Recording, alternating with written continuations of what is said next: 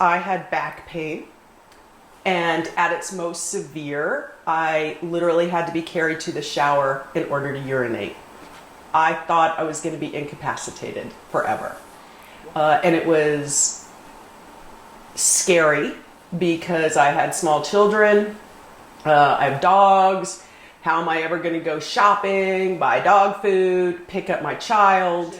I'm active. I like to be active, and that put a serious damper in being able to work, being able to cook dinner for a family. I am an acupuncturist, so obviously I tried acupuncture, chiropractic, massage. I resorted to pain pills, muscle relaxers.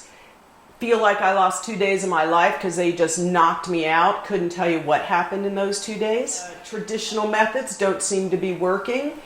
She seemed to have a different way of assessing my body, my movement, and my limitations, and ways to get out of it that weren't the typical use this band, do 10 of these, that type of thing.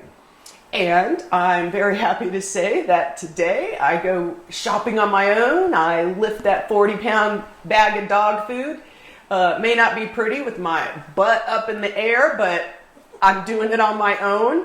The exercises aren't like exercises. They're things I can incorporate into just normal getting ready in the morning. Knock on wood, right now I have no pain. Every once in a great while, if I've overdone something, I might have a little pain. I revert back to the exercises that I maybe hadn't been doing for a while, and I've been good to go. She's traditionally trained, but really felt the limitations of that training.